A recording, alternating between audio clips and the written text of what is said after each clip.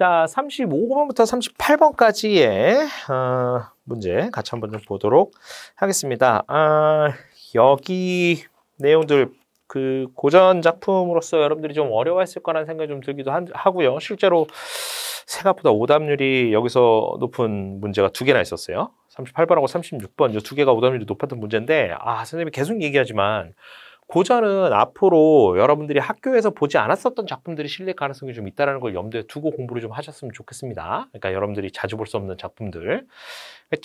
그 얘기는 뭐냐면 자주 보는 작품들을 분석할 줄 알아야 자주 보지 않은 작품, 새로운 작품들도 분석할 수 있는 거야. 결국은 분석할 수 있냐 없냐를 물어보는 문제들이 많이 나올 거예요. 근데 그럼 이거는 맨땅에 헤딩해야 되는 거냐? 선생님이 계속 얘기하지만 모든 고전 작품을 선생님은 외우지 않아요. 외울 수 없어요. 고전 작품을 외워서 푸는 게 아니야. 그러면 고전 작품을 접근하는 방법에 대해서 여러분들이 좀 생각을 하셔야 된다는 거고, 또 하나는 특히 문학 작품 같은 경우는 반드시 뭘 봐라? 보기 내용의 해석의 근거에 들어갈 만한 것들이 있는지를 좀 보셔야 한다라고 이야기를 했었습니다.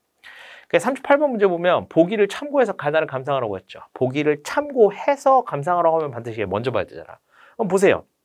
풍류 즐기면서 미적 가치를 인식하는 공간이자 이상적인 삶의 모습을 실현하는 공간을 형성화되고, 자연은 흥취 느끼고 향촌사족의 가문의식 유격지를 실현하는 관념 공간으로서 나의 자연은 속세와 단절된 사대부가 자연과 조화를 이루면서 인격 소양한다 이렇게 돼 있지. 가에서는 흥취를 느끼는 공간이고 나에서는 속세와 단절하는 공간인 겁니다. 그죠?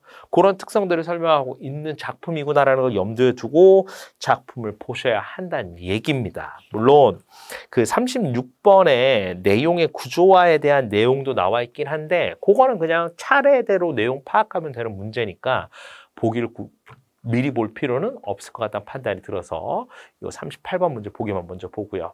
분석 좀 해볼게요. 자, 잘 보세요, 여러분. 분석할 때의 기본적인 방향성을 좀 갖고 보셔야 됩니다. 자, 청춘의 병에 들어 공산에 누웠더니 자, 병 들었어요. 좋아 안 좋아? 병 들면 좋은 거 아니지 당연히. 한 조각 나무 꿈에 호랑이의 날개를 빌려 강한 바람에 곱비 잡혀 남포로 내려가니. 자, 고전 작품에서 포라고 얘기하면 그냥 무조건 배 타는 곳이라고 생각하세요. 그러니까 과거에 그 우리가 이제 뭐라죠? 포구라고 하나요? 그 배가 드나드는 곳을 포라고 했어요. 지금의 뭐 마포 이런 데 있죠. 김포, 마포. 전부 다 나루터가 있던 곳들이라고 보시면 돼요. 그러니까 여기 포로 갔다는 거면 이제 바람에 이제 끌려가지고 배 타러 간 거야. 초선도가 어디면요 계암정이 여기로다 이렇게 되어 있습니다. 다른 거 다 빼고요. 선생님이 고전 작품 설명할 때 정이라는 표현이 나오면 뭔가 높은 곳이고, 높은 곳이란 뜻은 넓은 경치를 볼 수 있는 곳입니다. 넓은 경치를 볼 수 있는 곳은 좋은 곳이야. 그러니까 병 나서 뭐 한 거야? 간 거야. 그럼 찾아간 곳은 병 나서 찾아간 공간이 긍정적인 공간이겠어, 부정적인 공간이겠어? 그냥 상식적으로 생각해봐. 당연히 긍정적인 공간이겠지. 그럼 맞는지 보자고요. 어주를 흘러타고. 자, 고전 작품에서 주라는 표현 나오면 배입니다. 배. 그러니까 이게 낚시하는 사람들의 배, 낚싯배를 얻어 타고서는 백보 이제 기러기 얘기하는 거죠. 기러기, 갈매기 뭐 이런 거 얘기한다고 그냥 됐어. 기러기, 갈매기 몰라도 돼. 그냥 새야, 새. 새에게 기를 물어서 굽이굽이 절하니. 왜 새한테 기를 묻겠어? 새랑 말이 통해 안 통해? 안 통해. 그럼 새가 뭘 상징하는데? 그냥 자연물.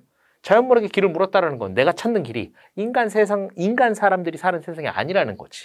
아무튼 그러니까 갔어. 어쨌든 갔더니 어떻대? 야, 대놓고 얘기한다.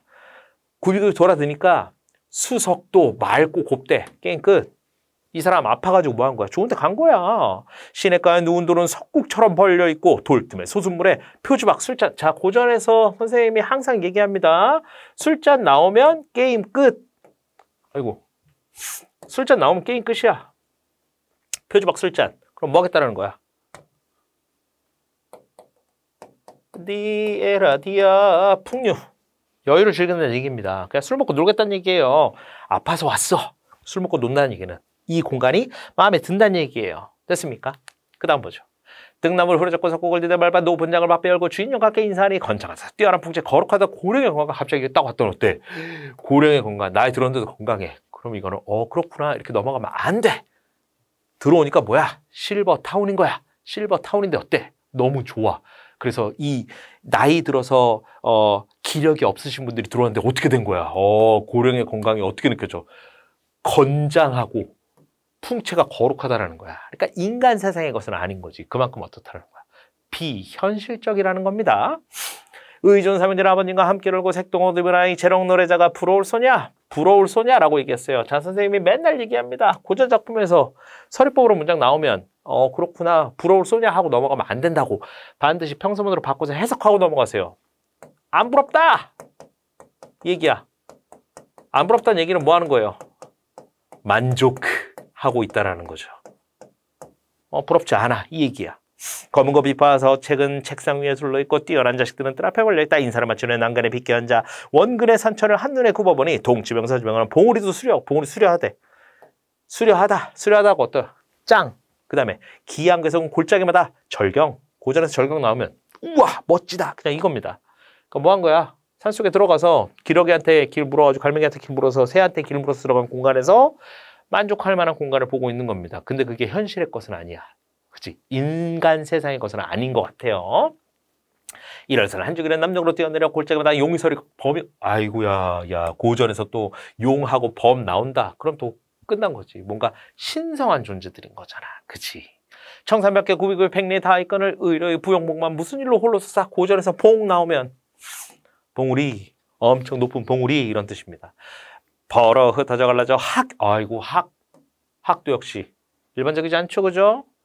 학의 날개 쏘는 듯 수축 내려앉아 그윽한 터가 되니 좌우 여러 산 모든 봉이 너를 위해 생긴 것인가. 천지간 비밀스러운 이곳에 조상의 집 옮겨두고 자 비밀스러운 이곳이에요. 그러니까 뭔가 좀 은밀한 곳이라는 거지. 사람들이 잘 모르는. 효자효선이 그 아님에 조상의 유업을 비추었다. 여러 경치를 다 던지고 한 집에서 모임이 더욱 좋다. 18군선 모인 곳에 난곡성을 비추었다. 거룩할사 우리 일문 장선 어른이 많기도 많구나. 사람마다 백발이 얼굴마다 황구로다. 그러니까 뭐야? 어른들이 모였다는 얘기예요. 그러니까 내가 몸이 아파서 온 거야. 그러니까 뭔가 나이 들어서 몸이 아파 온 것 같아. 근데 여기 오니까 어때? 나이가 다 들어있는데 너무 건장하고요. 너무 거룩한 풍채를 지니고 있다라는 거야. 이 사람 근데 지금 아까 못 타고 왔어. 호랑나비 날개 빌려서 왔잖아. 뭔가 좀 이상해. 그지? 비현실적이야. 향성으로 못 보거든 낙중경에 왔던 단청을 그리나 이때라 밝히고자 석벽에 새기네요. 옛일을 전하게 하고자 뭐 하는 거야? 이제 이걸 기록으로 남기고 싶었던 거야. 임술추 내년이라 이날에 다시 오는데 소학사에게 풍류를 손에 옮겨 붙여두고 술잔 가득 부어 장수기원 다시 하니 아이고 술 딱 먹으면서 풍류 즐기는 거죠. 남산의 성복은 프로거나 축수를 마친 후에 군산의 손을 잡고 초선도로 가려고 했어. 청청한 하계 소리 깨달으니 뭐야? 꿈이네. 남가 일무. 됐습니까? 이게 다야.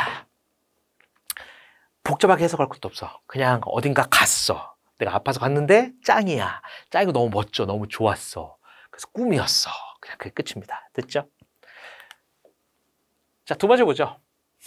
아까 보기에서 우리가 두 번째 작품에서 봐야 되는 건 은일 공간이었습니다. 숙세로부터 벗어난 공간이었죠. 보죠. 나의 버디 이군 개우는 어릴 적에 처가를 따라 남쪽산 영곡리에 살았다. 얼마 뒤 그는 또 집에 책을 보관하고 손님을 영접하기 위한 집을 짓고 청청각이라고 이름을 했대요.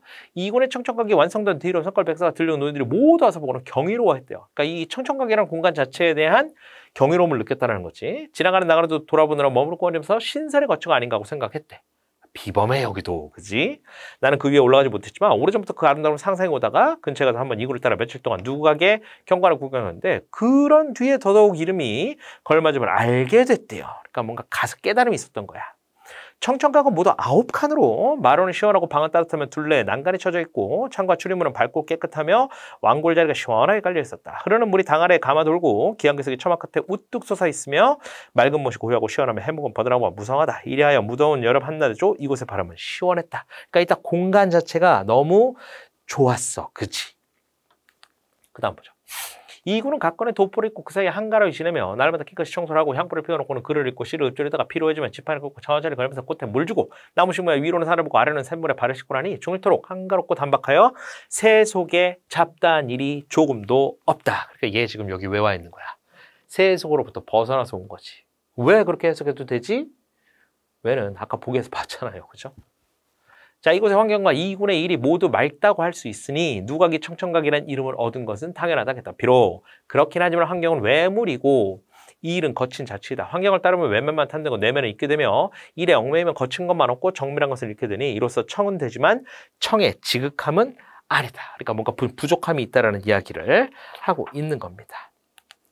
내가 보건대 이군은 사람들이 오라고 단박하게 세속적인 이익에 무관심하다. 그죠? 세속으로부터 떨어져 왔으니까. 비단옷을 입고 오골차는 부귀한 집안에서 태어났지만 그의 용모는 들판의 학과 같고 그의 기운은 깊은 숲속의 난초와 같으니 그는 실로 탁한 세상의 맑은 선비이다. 만일 여기에 만족하지 않고 도의로 자신을 연마하여 학을 물어 밝고 활달한 근원에 도달하고 본심을 지켜 텅 비고 밝은 본체를 길러서 투명한 유리병이나 맑은 가을대가 같았더니 연평처럼 외문의 눈을 깨끗이 써내어 가슴 속을 해맑게 할 수 있다면 이런 차원에서 가장 완전한 맑음일 것이다. 그러니까 아직은 그렇지 않다는 얘기인 거겠죠. 그죠? 그렇게 되면 이 누각에 사는 것이 부끄럽지 않을 것이니 이군이 이 누각의 이름을 정한 것은 그 뜻이 분명 여기에 있을 것이다. 그 뜻이 여기에 있을 것이다. 그러나 청이라고만 말하지 않고 굳이 그 글자를 중복한 이유는 스스로 제3 다짐하는 깊은 뜻을 나타낼 것이다. 그러니까 계속 이것들을 위해서 이제 스스로를 성찰한다? 이런 것들을 얘기하고 있는 그런 작품이라고 볼 수 있겠습니다. 자, 36번입니다. 36번 보시면 가의 내용을 구조화했다고 되어 있어요. 요것도 아주 사사로운 걸 가지고 이제 문제를 만들었는데요. 요것도 그 오답률이 5위에 해당하는 문제예요. 그러니까 많이 틀렸던 문제죠. 4번하고 5번 중에 많이 틀렸던데 답은 5번이거든요. 5번 보시면 뭐라고 되어 있냐면 이제 강릉 부분이에요. 군선의 손을 잡고 찾아간 초선도에서 들리는 하계 소리로 깨어나는 과정을 드러내겠다. 그러니까 초선도에 갔어. 그러고 나서 하계 소리를 들었다. 이런 얘기잖아요. 근데 여기 보면 본문에 뭐라고 나오냐면 군선의 손을 잡고 초선도로 가려 하니 하계 소리를 깨달았다. 가려고 했는데 학이 학 이렇게 울겠죠. 학이 어떻게 우는지 모르겠어. 아무튼 학이 운 거야. 그래서 그 소리에 깼다는 얘기인 겁니다. 답될 수가 없어요. 그래서 굉장히 단순하면서 심플한 문제였는데 아까 얘기했던 것처럼 찾아간 초선도에서냐 아니면 찾아가려고 했냐 아주 사소한 거를 살짝 바꿔놓고 문제를 만들어서 조금 요거는 마음에 들진 않긴 하지만 이런 것들을 좀 세세하게 판단하는 문제들이 문학 파트에서의 변별력을 높이기 위한 문제로 나오고 있다는 점에는 여러분들이 좀 주목할 필요는 있을 것 같아요. 그러니까 과거에는 왜냐하면 학생들이 문학 작품 자체가 문제가 어렵게 나오지 않는다는 인식이 굉장히 강했어요. 그래서 별로 문학의 공부의 필요성을 못 느꼈거든요. 그래서 여러 가지 방법들을 찾는데 선생님이 모의고사 설명하면서도 그렇고 수업하면서 설명했던 것 중에 하나가 이제 문학 파트에서 문제를 어렵게 만드는 방법 중에 하나로 조금 단순하긴 하지만 아주 세세한 걸 하나를 바꿔놓고 이게 맞냐 틀리냐를 물어보게 하는 문제가 나올 수 있다라는 걸 여러분들 두시고 보시면 좋을 것 같습니다. 이 문제가 바로 그런 형태의 문제라고 보실 수 있고요. 문제 답은 5번입니다.